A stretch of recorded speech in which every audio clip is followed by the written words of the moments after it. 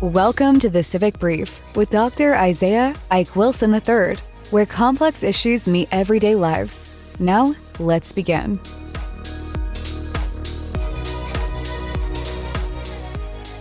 Friends, welcome back to the Civic Brief. I'm Dr. Ike Wilson.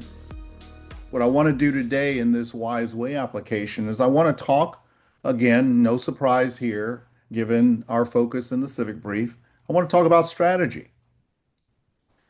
I want to talk about strategy not in a world of stability, however, but in a world that has lost its balance point. We all understand this, whether you are a founder, a CEO of a company, a startup, trying to go from that Jim Collins good to great, trying to cope with and work through that threshold crossing that I talk a lot about, borrowed from the great anthropologist Joseph Campbell. Those threshold moments into that liminal space, that uncharted space of transition.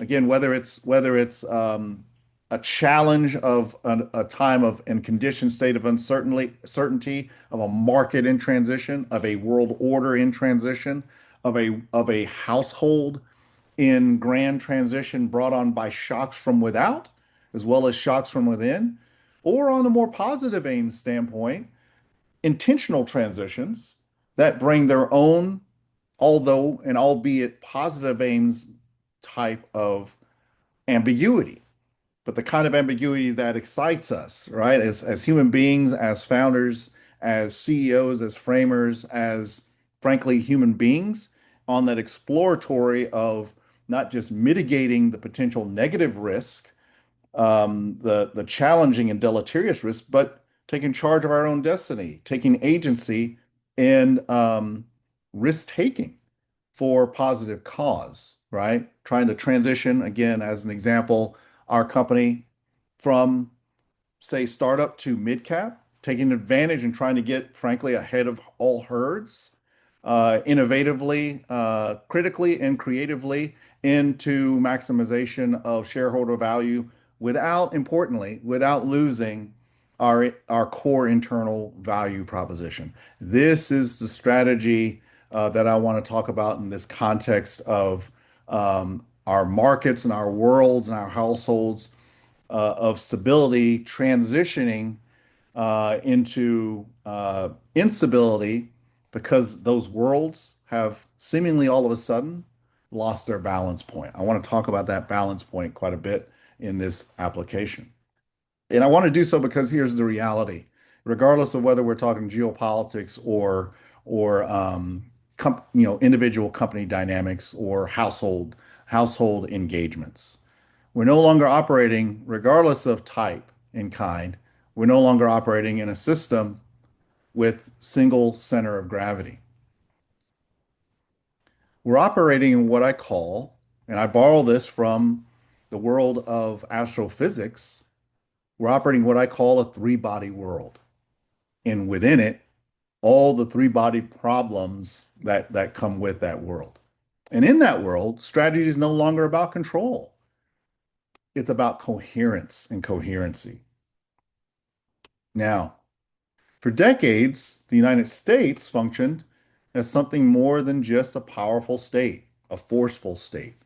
It functioned as a system stabilizer, emphasis on system, in the role and the responsibility of guaranteeing power, regulating power, stabilizer.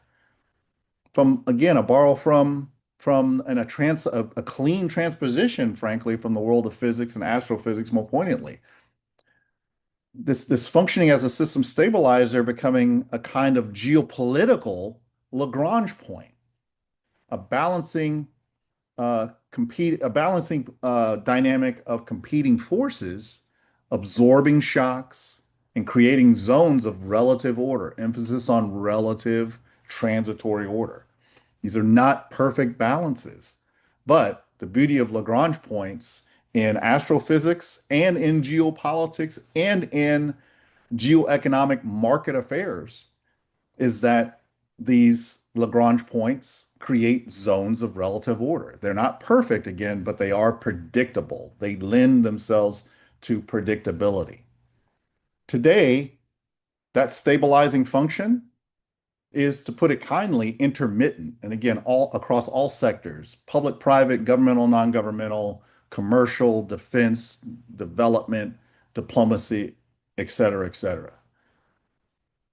The stabilizing function is not gone, but it is increasingly inconsistent. And when that happens, any system doesn't doesn't collapse, but they do begin to behave very differently, increasingly unpredictably. Competition, well, it begins to spread across domains.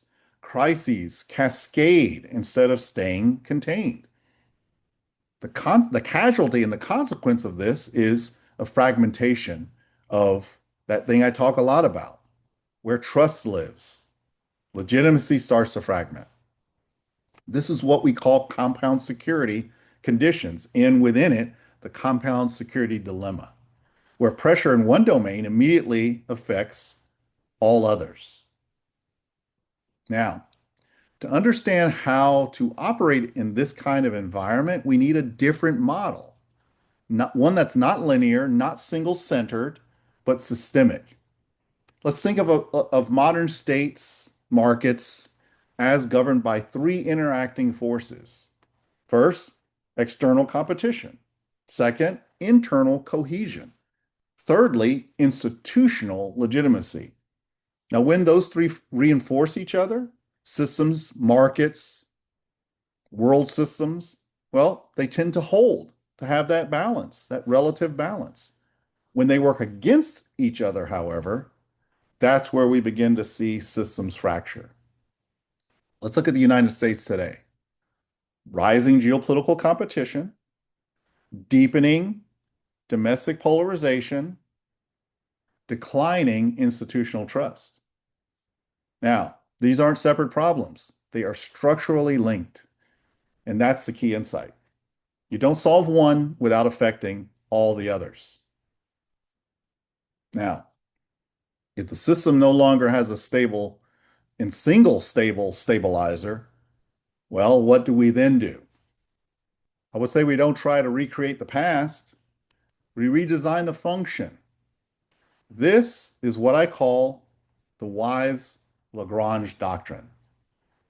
It's simply a shift from singular dominance to distributed stabilization, from control to resilience by design, by architectural design. And it rests on four practical moves. First, from hegemon to architect. The United States must stop trying to be the system and start designing the system. Transpose that down, founders and CEOs, to your own companies as systems, right? What does this mean? Whether we're talking geopolitics or market company dynamics, well, that means building networks of stabilizers.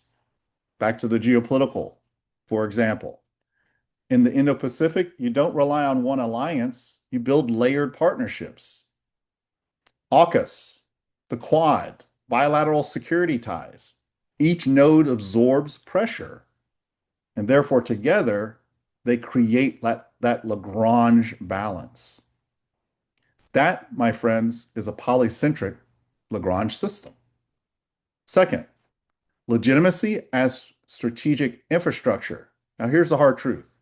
Legitimacy is not a byproduct. And you've heard me talk about legitimacy before. We like to think about legitimacy as this soft, fuzzy, moralism type of things. All that important, but we tend to soften the importance of legitimacy when we talk about legitimacy in that way.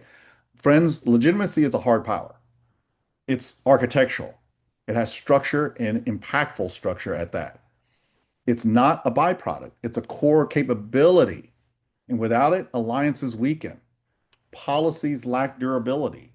Adversaries, competitors gain narrative advantage. An example, let's look at the Ukraine. The military supports matters, but the legitimacy of the cause is what sustains coalition cohesion over the long term. Legitimacy, my friends, is what gives strategy endurance. In compound security terms, it's the decisive mass in the system. Thirdly, design for absorption, not efficiency. Now, for 30 years, we optimized for efficiency, lean systems, just-in-time supply chains, minimal redundancy. That works until it doesn't. In a compound world, in a compound marketplace, you don't design for speed.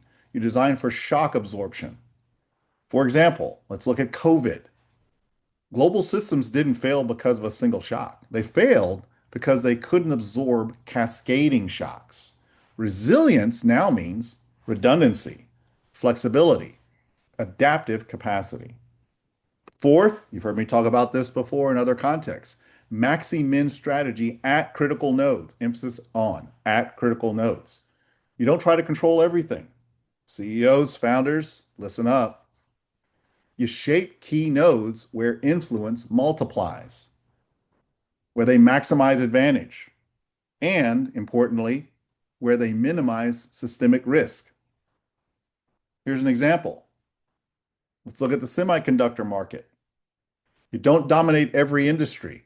You secure the nodes that everything else depends on. Here's where Taiwan takes on a grander importance than its small, tiny island self.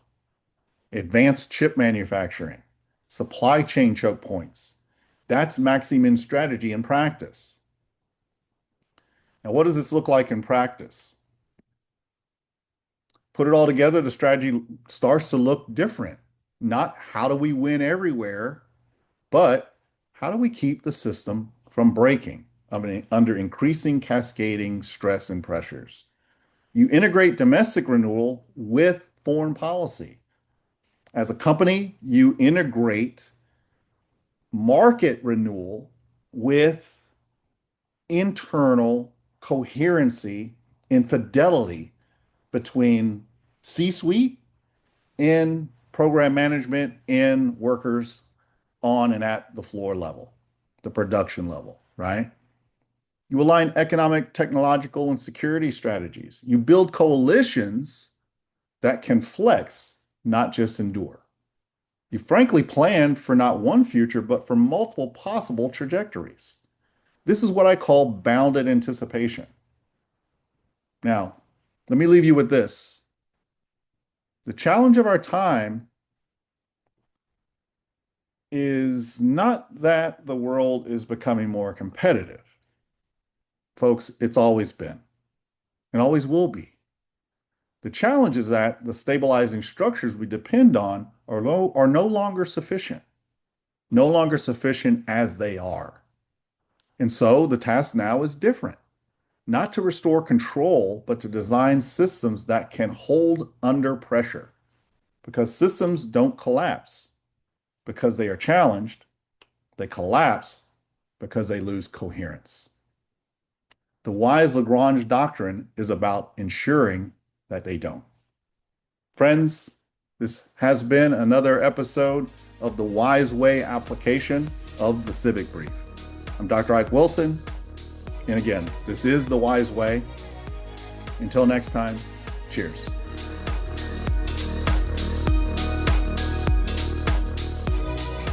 Thanks for tuning into the Civic Brief. Got questions, insights, or ideas? Join us at thecivicbrief.com to continue the dialogue. Subscribe, share, and be part of shaping the future, one brief at a time.